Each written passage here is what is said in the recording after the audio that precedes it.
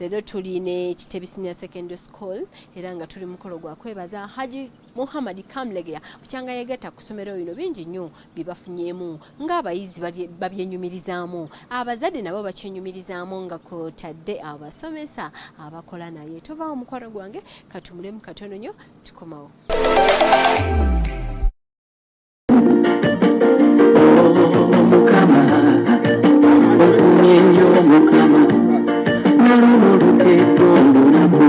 My name is Nalinya Sauya.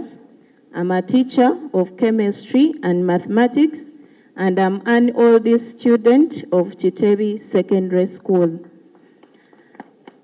Dear team leader, as the staff members who are once students of this school, we are extending our sincere appreciation to you for all the remarkable works and tireless efforts you've done to our school. We are so humbled and so eager to serve with you, and we are here to promise you that we are going to be committed because we are highly happy about all the works you're doing in our school. Team leader, you've not only made Kitebi Secondary School a place of education, but you've made it a second home to very many of us. We are so humbled, very happy. We cannot express that we have, but we found it deserving to give you that small gift, the one we could afford on this day, to show you that we are really appreciative. On behalf of my OGs and OBs of the school, we extend the gratitude to you, and we pray that the Almighty grants you many more years of success and be able to witness the works, the mentorship you've done to us. Amen. May the Almighty bless you.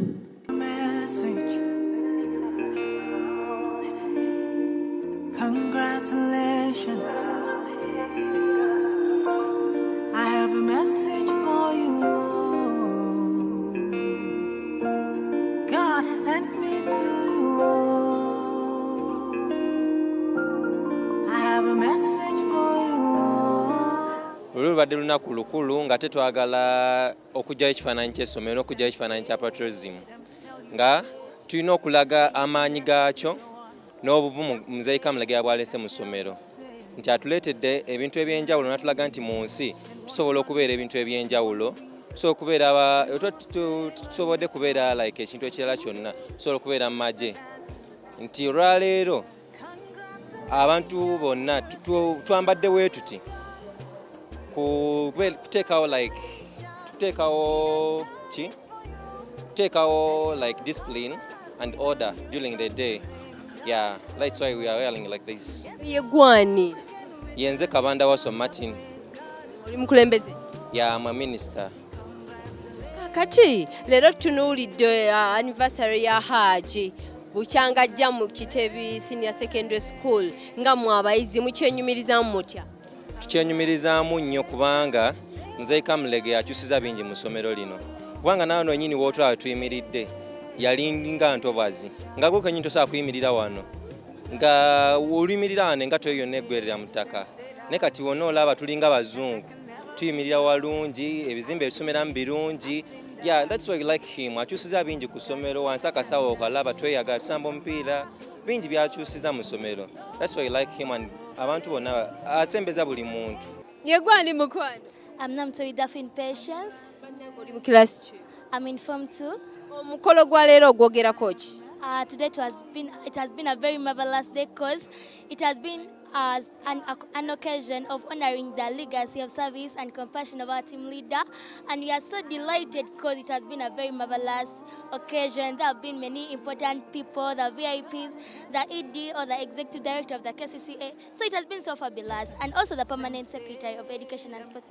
So this has been a very marvelous occasion to us, the King's College of Kitebi, which has been official today. Yeah, he's a very good teacher, a lawyer. He has taught us many things. He has spoken many things. He has brought up the legacy of Chite, because to his records and the history he tells us that Chite was a very desolate school when everyone could just undermine it. But right now, it's one of the schools you can admire to bring your child in. It has very good infrastructure, the adorable infrastructure. You're having the cameras, even the number of cases we are having are limited because there are many cameras that keep the security. We have not got any cases that homosexuality, no. He has just maintained the order and the discipline that any school could admire. So I just say our team leader is just a very good mentor, a very good consultant and a very good teacher. Kati kichoyogera ku Haji team leader. What I can speak about my team leader, I call him my team leader because he's my first role model actually. Because even to be a caller for sure, it's so it's so wonderful. Everything is just surprising. As well, like he's a man of his word. Whenever he promises, he just fulfills the thing. Like he had promised us to buy us a coaster, and then there is a coaster in school. And I remember those days, those years, we used this school used to learn in shifts, but these days we have full lessons. Actually, that man is very good. He's my first role model. We had a time where we did not have the mats to pray on, so he brought us mats and other things, the tent, the whatever. So he not only us but also the Christians, but he has contributed to us much as the Muslims, and I really appreciate him for that reason. And Thanksgiving Day, as you saw it today, it was very fantastic. He usually does these things, and you have seen the exhibition of the children. They have exposed their talent, so I'm really happy of him. Kakati olwo wajjute kubira ng'oli munnamawulire. Najja nte kuba ndi munnamawulire, nakisooka nafuna passion ate nagwa ku ssomero ettuufu kubanga nasanga omusajja gwe bayita Kamulege ya Muhammad, omusajja asitula ebitone by'abaana. So najja nina passion, nawerukaminga passion yange nansitula. So nange nensobola okulaba nga nsobola okuvayo ku exposinga kyensobola okukola eri bannange ne mbasomeranga amawulire. Ate n'ekirala nebaza HM waffe kubanga omusajja awerukaminga era batalenti yange najjaniriza nanzikiriza nampa opportunity nange nensobola kubaako kyenkola okwejjayo nga nze omuntu. Eva much n'abatuuka wenjagala n'ekimanyi nja kubeera ekyo kyenjagala okubeera. Kulaba kubukedde tannamanya yeggwani. Amanya gange bamutana emirimu Restaurant. Ndi mu senior 6 so far right now. Naye nga nsuubira okuba nga ngenda kuba omuntu ow'enjawulo mweno ensi. Kubanga nasinkanya HM omulungi atuimpactinzemu amagezi aga eyo wabweru sigenda kusobola kulemererwa kubanga abadde musajja musajja mugezi. Amagezi gatutaddemu gabadde magezi agasobola otuwanguza ensi eno. Ensi tusobola ogiyitamu obulungi. Akulaba ku TV obubaka ki bw'olina gy'ali? Obubaka bwe mpa yenna ndaba ku TV nti togwamu ssuubi. Akantu kolabanga akatono kasobola okufuukamu ekinene. Gwe wenna ali eyo nga tolina ssuubi ng'olaba ebintu tebisobola kubeerawo. Buli kimu kisoboka. Just wekkiririzeemu okkirize nti buli kintu kisoboka. Ku Bukedde TV neegomba omukazi gwe bayita Sanyu Lobina Mweluka. Omukazi omwagala nnyo. Ayina engeri gyetandikamu eggulire n'engamba kyekyo. Kitandika atya? Ayina engeri gy'avaayo ku podium okujja osooka obuuza ku audience. Tugeze ng'agenda nsoma agataleko nfufa ga ssaawa 4. Ajja. Mwasi omutano bannaffe abatuwuliriza gano ge mawulire ku Bukedde TV ng'omusomi nze Sanyu Lobina Mweluka. Engeri gy'atandikamu yoke kuba vibe okulaba amawulire ogamaleko. Olunaku olwaleero anniversary omukulu emyaka egi ng'ali wano. Emyaka 4 bweddu nga omukulu Haji Kamulege ya Muhammad aweereza Kitebi Secondary School nga omukulu w'essomero. Mazima okusookera ddala nebaza Katonda awadde Haji Kamulege y'obulamu neyamutusindikira ku nsi. Haji Kamulege ng'olese ku ky'okubeera nga head teacher, muzadde waffe, muzadde wa buli mwana ali wano eno. Ye muntu akola omulimu gwe ng'agwagala. Head teacher kangamba asinga be teachers bonna awuliriza buli mwana, staff member buli omu amuwuliriza era amutwalira mu kiti kye. Nebaza Bukedde TV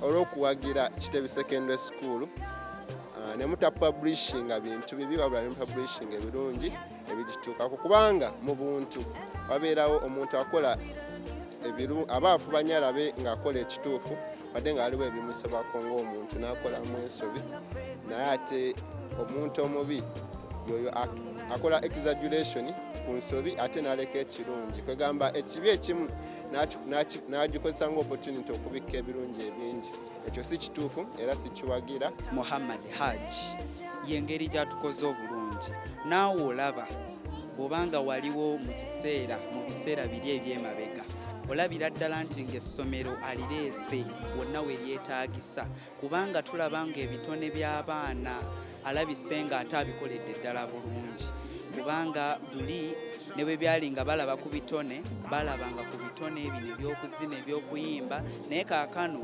n'abaana abalina amagezi abasobola okubaako ne kye bakola olw'amagezi gaabwe nga bagezi nabo baweereddwa omukisa. Ffe ng'abayizi twava ku shifts ebbiri ne tuba nga tulina shift emu kuba okuva we yajja azimbye ebizimbe bingi. Yes. Shift ebbiri ze ziri kuba shift ebbiri abamu basomanga okuva ssaawa emu paka ku ssaawa 7 then ku ssaawa 7 ne bagenda mu lunch ku 8 shift endala neyingira abadde basoma okuva ku makya bo ne bafuluma then abayingidde ku ssaawa 8 nabo ne batandika okusoma. Ekisookera ddala nze njagala ensi yange Uganda era ekyokubiri nali inspired nasiikirizibwa kubanga yali sports day yaffe naye nga ndaba bayamba abaana kali baali bazirika nga bayamba abaana ate nange ogwo omutima nga ngwina ogwakagala oyamba bannange so kati nensalawo nsobola oyamba mikwano gyange era wekuba kulongoosa somero tulirongoosa wekuba kukumba tukumba wekuba kuyimba nnyimba z'abasirikale tuziyimba.